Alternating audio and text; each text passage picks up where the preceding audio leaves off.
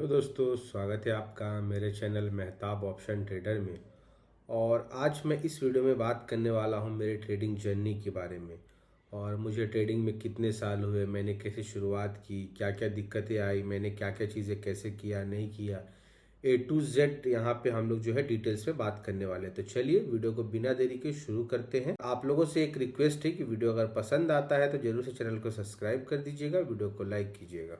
और मेरी trading journey की जो शुरुआत हुई वो कोविड के टाइम पे हुआ। जो फर्स्ट टाइम कोविड का वेव आया था, जो कि आई थिंक मार्च में फर्स्ट लॉकडाउन लगा था 2020 के टाइम पे।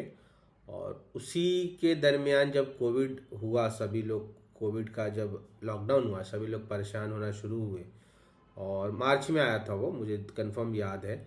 और उसके बाद 4-5 महीना तो सब लोग परेशान रहे, जिसमें मैं खुद भी शामिल था। और उसके बाद जो है घर में जब बैठे बैठे काफ़ी परेशान और बोर हो गए, तो फिर मैंने, मेरे पास कंप्यूटर और इंटरनेट मेरे घर पे हुआ करता था, तो मैंने सर्च किया कि हम लोग ऑनलाइन पैसे कैसे कमा सकते हैं। तो उसके अंदर जो आइडिया सबसे पहले आता है इंस्टाग्राम या यूट्यूब या कहीं पे भी, वो सबसे पहले स्टॉक मार्केट का आता है और ट्रेडिंग का आता है।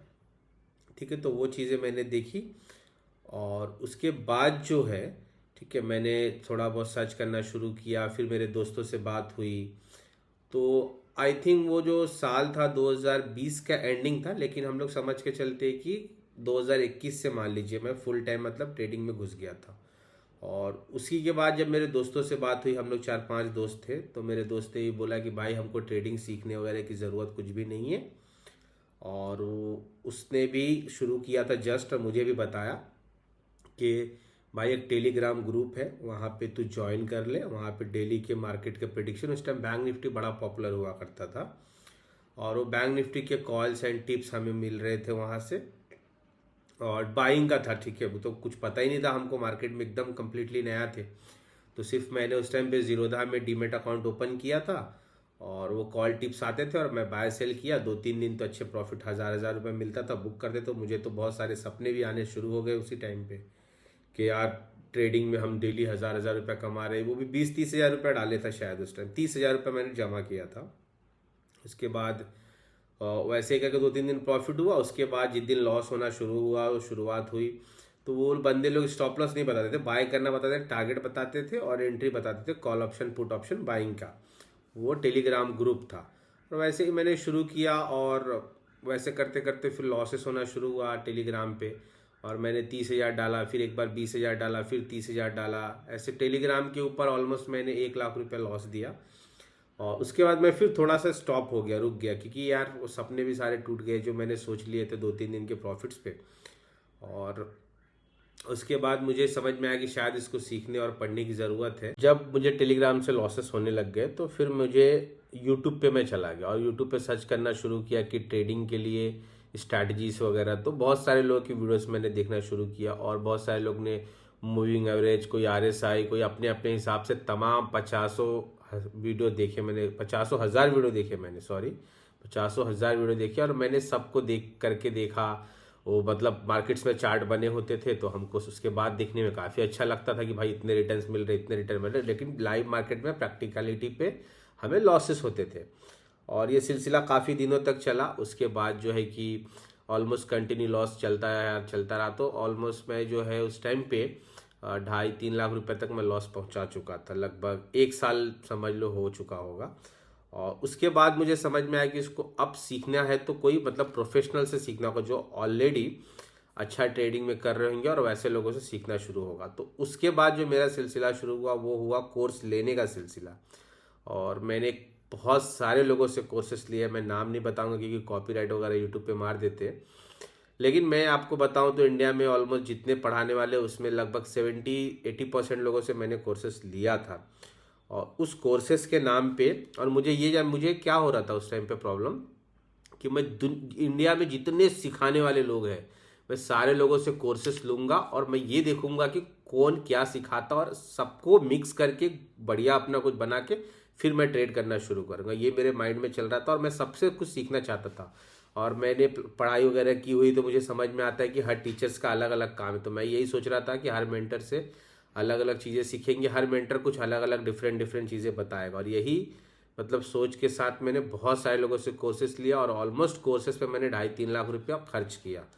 और ये लगभग 1.5 साल तक, 1 साल तक समझ लो, और कोर्सेज का सिलसिला चला होगा। और वीडियो में दिन रात कोर्सेज के देखना शुरू किया, लाइव क्लास भी अटेंड किया, सारा कुछ अटेंड किया। लेकिन उसके दरमियान भी थोड़े बहुत ट्रेड में करता था, लेकिन उन लोगों के मेंटरशिप्स लेने के बाद भी मुझे लॉसेस ही कंटिन्यू होता रहा थोड़ा थोड़ा करके। लेकिन लॉसेस मैं ज़रूर कम कर लिया था। और मुझे भी समझ में आने लगा था कि क्योंकि स्टार्टिंग जब हम लोग शुरू करते थे तो हम लोग बहुत एग्रेसिव होते हैं ट्रेड के लिए, क्वांटिटी ज़्यादा करते हैं, कैपिटल कम रहता है, और पूरा बाइंग भी कर रहे तो हम पूरा जैसे 50,000 कैपिटल है तो हम पूरे 50,000 रुपये उसमें डिप्लॉय कर देते हैं बाइंग के अंदर। तो डेफिनेटली गलत है, क्योंकि हमें उस टाइम में कुछ भी पता नहीं होता पोजीशन साइजिंग और बाकी चीज़ों का। तो ये कोर्स का सिलसिला थमा। उसके बाद जो है मैं एक बंदे से और कोर्स लिया था, उनका नाम लेना चाहूँगा क्योंकि उनकी बहुत अच्छी स्ट्रैटेजीज मुझे लगी है। बहुत लोग उनके बारे में भी गलत चीज़ें बोलते हैं, बट मुझे ठीक लगा था, इसलिए मैं उनका PR सुंदर सर है, उनका भी मैंने कोर्स लिया था। और वो कोर्सेस में उन्होंने ऑप्शन सेलिंग वगैरह बताया था, तो मैं ऑप्शन सेलिंग जो है का सीख चुका था, ठीक है। लेकिन मुझे करने के लिए उस टाइम पे मेरे पास जो है पैसा नहीं था। तो मैंने क्या किया कि पैसे का अरेंजमेंट में लगा था, लेकिन वो हो नहीं रहा था पैसा, क्योंकि मैं एक मिडिल क्लास फैमिली से आता हूँ, तो पैसे वगैरह का मेरी उस टाइम पे हेल्थ इशू भी चल रहे थे, और मैं बीमार था जब ये सब कुछ चल रहा था। मेरा मतलब 2-3 बार ऑपरेशन हुआ है, इशू हुए उसमें, इन्फेक्शन वगैरह, ये सारी चीज़ें, ये फैमिली इशू, मतलब फैमिली बोल रहा हूँ, मेरा हेल्थ इशू मैं बताना नहीं चाह रहा हूँ। तो मतलब कई सारी चीज़ें हुई, कॉम्प्लिकेशन, मतलब 3-4 साल, मतलब मेरा ट्रेडिंग और मेरी बीमारी, मेरा हेल्थ इशू कंटिन्यूसली पैरेलली चल रहा था। और जब मैंने PR सुंदर सर से मैंने जब कोर्सेस लिया तो सेलिंग करने के लिए पैसे चाहिए, तो अरेंजमेंट कर रहा था, लेकिन वो हो नहीं पा रहा था। और उसके चक्कर में जो है मैं काफ़ी मतलब परेशान रहा। फिर उसके बाद मैंने ना 1 लाख रुपए तक अरेंजमेंट किया, और उसके बाद मैंने बाइंग करनी शुरू की थी। और बाइंग में मैंने अपने आप को चैलेंज दिया था कि 1 साल में बाइंग करूंगा, और बहुत सारी चीज़ मैं सीख लिया था, क्योंकि बहुत टाइम हो चुका था, 2-2.5 साल ऑलमोस्ट हो चुका था। और मैंने बहुत सारे लोगों से कोर्सेस लिया, यूट्यूब पे कंटेंट देखा था, प्रैक्टिकल लाइफ में ऑलरेडी कंटिन्यू कर रहा था। और जिस दोस्त ने मेरे स्टार्टिंग में मुझे करवाया था ये टेलीग्राम ग्रुप वाला, वो सारे लोग छोड़ के अपने जॉब वगैरह अपने अपने धंधे पे लग गए थे। बट मुझे अंदर से था कि यार मैं छोड़ूंगा नहीं, मैं तो करूंगा, इसी को करूंगा, और ये ऐसा क्या है जो मैं नहीं कर सकता। और इसी चैलेंजेस के साथ मैं कंटिन्यू करता रहा। उसके बाद बाइंग मैंने करना शुरू किया, और मैंने ये मतलब वादा किया अपने आप से कि मैं 1 साल बाइंग को या 8-10 महीने टाइम दूंगा। और 1 साल बाइंग करने के बाद मैं देखा कि मैं लॉस में ज़्यादा नहीं हूँ, मतलब 40-50 हज़ार रुपये बाइंग में 1 साल में लॉसेस में रहा। लॉस तो मैं बहुत कंट्रोल कर लिया था, लेकिन प्रॉफिट्स में क्या प्रॉब्लम आ रहा था बाइंग के अंदर, कि मेरी एनालिसिस अच्छी हो चुकी थी, लेकिन मैनुअली ट्रेड्स की उस टाइम सब चेक कर रहे थे, मैं खुद भी कर रहा था। तो एनालिसिस तो मेरे अच्छे थे, लेकिन बाइंग में मोमेंटम कब होगा नहीं होगा वो पता नहीं चल पाता था। मैंने ट्रेड लिया, मार्केट साइडवेज हो जाता था, मोमेंटम नहीं हुआ तो डेफिनेटली लॉस होता था, थीटा वगैरह का इम्पैक्ट की वजह से।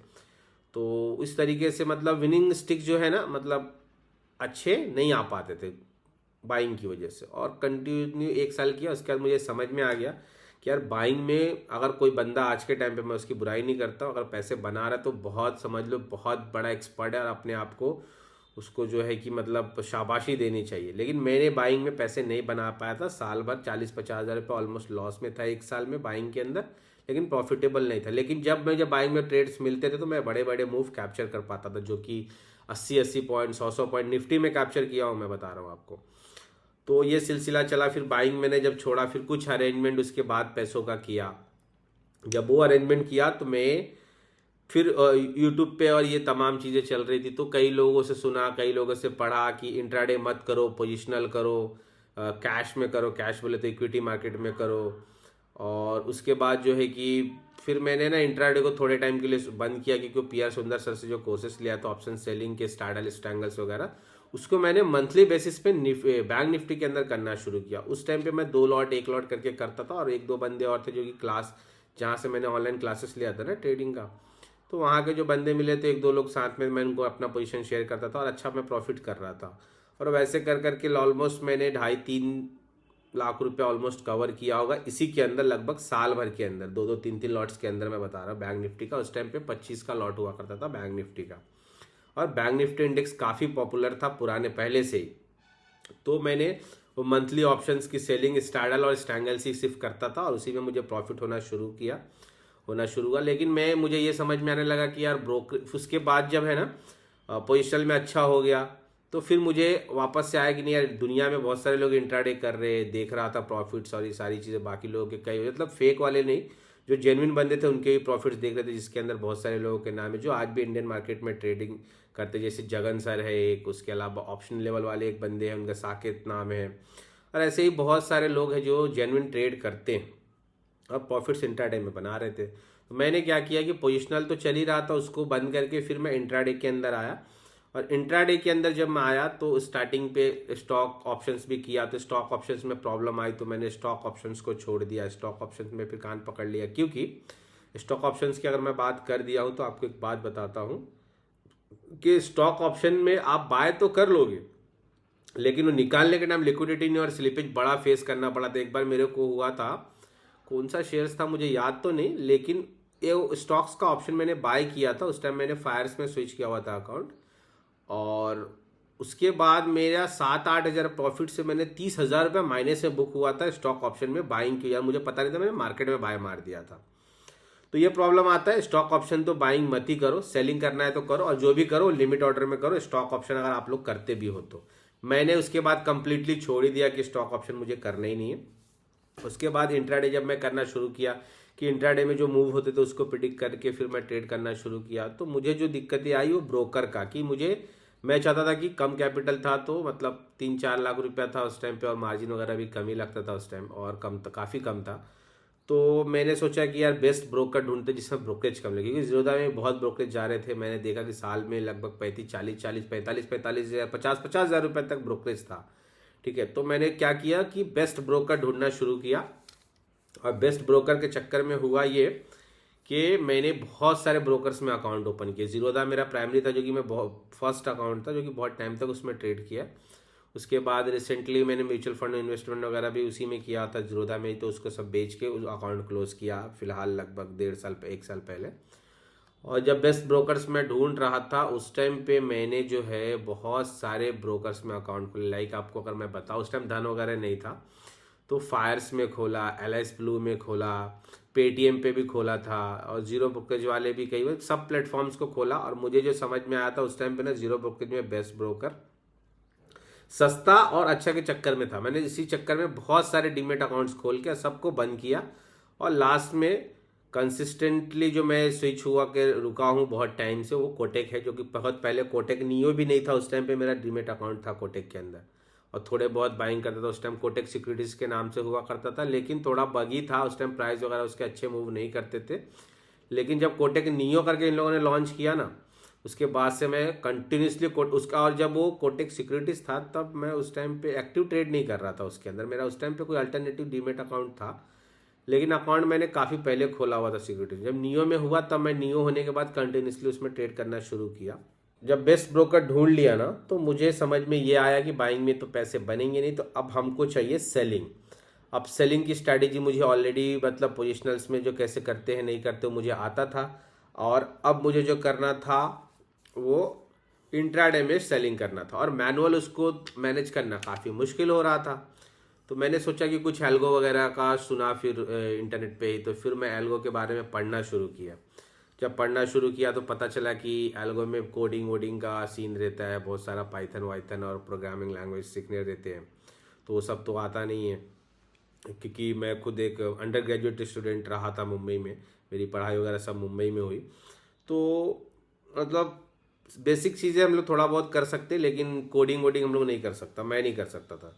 तो मैंने क्या किया कि फिर एल्गो के बारे में पढ़ा, सर्च करना शुरू किया, तो फिर ट्रेट्रॉन प्लेटफॉर्म, क्वांटमैन, क्वांटिप्लाई, एल्गोटेस, इस तरह के प्लेटफॉर्म्स देखे मैंने, फिर उनको एक्सप्लोर किए, उनके ऊपर स्ट्रैटेजीज बनाई, उसके ऊपर बैक टेस्टिंग किया, फिर फॉरवर्ड टेस्टिंग किया, फिर लाइव टेस्टिंग पे आया, तो एक एक लॉट पे कुछ टाइम तक, जो एल्गो सीरीज का मेरे चैनल पे वीडियो उस पर देखोगे तो मैं 1-2 लॉट में लाइव टेस्टिंग उस टाइम कर रहा था, उसी का एल्गो वाला वीडियो है वो। और उसके बाद जो है जब एल्गो में मुझे कॉन्फिडेंस आने लगा कि हाँ एल्गो में मतलब कंप्यूटर के भरोसे भी ट्रेड छोड़ा जा सकता है, तो फिर मैंने सारे मतलब अकाउंट्स को, ट्रेडट्रॉन तो काफ़ी कॉम्प्लिकेटेड था, फिर भी मैंने उसमें स्ट्रैटेजी बनाई, उसको सीखा समझा, 1-2 कोर्स उसमें भी लिए, लेकिन वो उतना रिलायबल प्लेटफॉर्म मुझे नहीं लगा। उससे बढ़िया मेरे को एल्गो टेस्ट सस्ता और अच्छा लगा, तो मैं एल्गो टेस्ट को 1 साल तक यूज़ किया। उसके बाद मेरे फंड जब थोड़ा बढ़ा, तो लगभग 7-8 लाख रुपए फंड हुए, तो मैं 2024 के फरवरी से कंटिन्यूसली ट्रेड कर रहा हूँ। 8-10 लॉट उस टाइम पे करता था, रिटर्न भी ठीक ठाक निकल रहे थे, फिर स्लिपेजेस के पंगे और ये सारी चीज़ें होने लगी।